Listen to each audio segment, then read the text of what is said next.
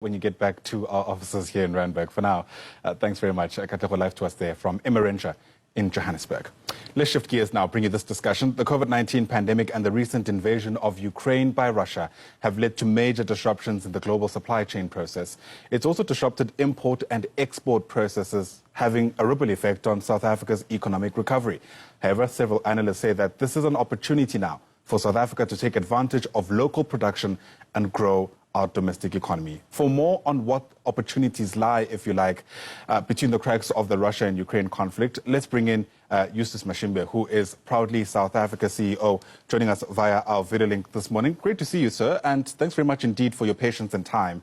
You know the arguments around localization, right? There are people who are for it and those against it. Those against usually cite that localizing any market doesn't lead to positive outcomes for end users. In other words, it doesn't drive down prices. What's your response to that as we continue making sense of these unprecedented times? Good morning. Thank you for having me. And there will always be naysayers, as we know them. But our view as proudly South African, and we're talking from a point of where we know that there are buy local campaigns all over the world.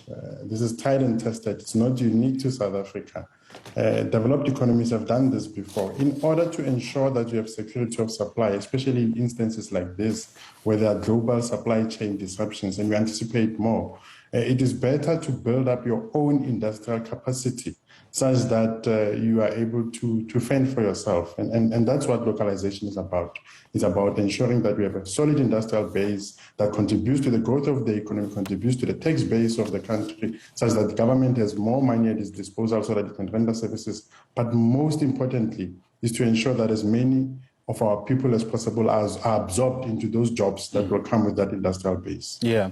Speak to us about where the opportunities lie specifically for South Africa when we consider what kind of reliance we had on Ukraine. Already some experts are talking about, for instance, the demand for things like platinum potentially increasing. We've spoken about the commodities boom in some respects. That can push money into the fiscus. But what does it mean for ordinary South Africans? I mean, the first thing that we have to think back to is the fact that there's always been talk about the need to beneficiate within the borders of our country. We have all of those minerals and all of those resources. If we had started building up all of that beneficiation capacity and we had gotten into a culture where we know we depend on ourselves when it comes to beneficiated and finished products, we would not be in a situation where we're impacted as heavily as it is anticipated by some analysts. And so the predictions are pointing to the fact that there are going to be effects that are felt across the economy. But most importantly is to then start looking at whatever capacity we have in the country. At the beginning of the conversation, you spoke about pricing. If South African companies are going to compete against each other, it's the principles of business still apply. If the demand still increases to a point where they can manufacture in large numbers, economies of scale kick in and prices will be driven down. So by talking about localization, we are not necessarily going to ignore the fact that competitiveness is still important, the quality side is still important, pricing is still important, and all of those form part of the broader discussion around localization. And so it's important to not divorce all of those from the need to produce locally. Yeah, of course. Depending on who you speak to, the concern about buying local, especially in South Africa, is that people were worried that it almost feels like there's an expectation to forego, for instance, what you expect when it comes to quality, right? But it's important to drive home the idea that buying local doesn't mean that expectation drops. It does bring me to, my next question about a buy local summit that I understand is going to be taking place next week. My understanding is also that the president is going to speak. Given, call it the skepticism that exists, what kind of tone do you reckon the president should be striking when he speaks at that summit?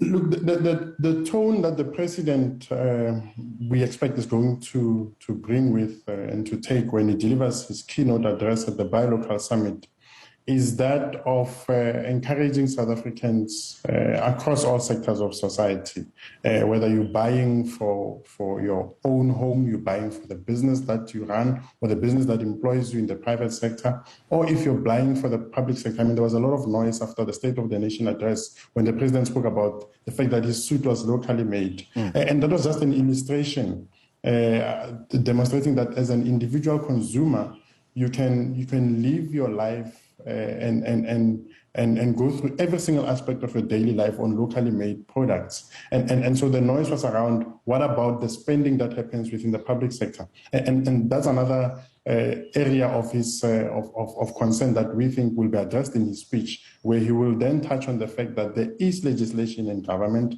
there are challenges at this point in time, but the most important thing is that as best as possible, where procurement decisions are still being made by the public sector, that they are in favor of locally made products, and that equally the private sector, which has an important role to play in developing and growing the economy, because they need customers.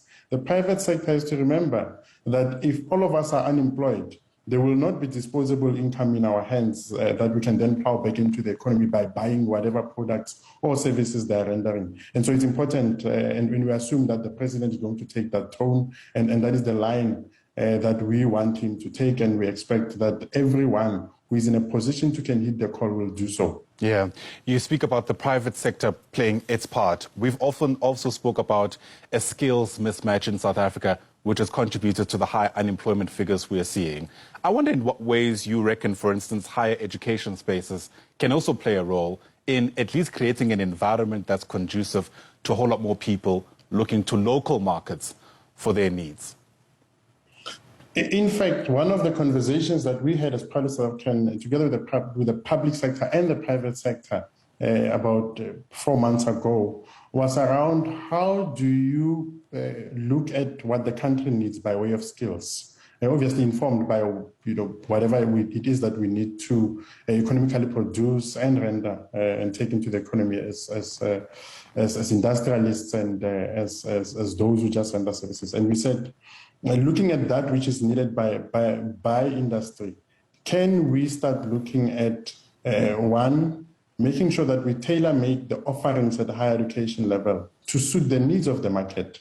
But secondly, that we start looking at bringing localization into the conversations at that age, such that those who are consuming that educational content that is served to them, because they're students and they're learners, both at basic education level as well as at higher education level, already know that this is what they need to start considering going forward when they make purchasing decisions as youngsters, because they affect purchasing decisions that are made in their homes, but also they are going to be decision makers of the future, that they are the leaders of tomorrow, both politically, economically, and otherwise. And so that is what we're advocating for. Align the skills with what the market needs, but most importantly, start bringing localization into the syllabus, into the content, such that when we talk industrialization, all of those who would have come out of the system already know what is expected of them and what is meant by localization and industrialization. Eustace Mashimbye, great speaking to you, sir. Thanks so much for making time to speak to us. Eustace is the CEO of Proudly South African. All right, still ahead for you on the program. We take you back to one of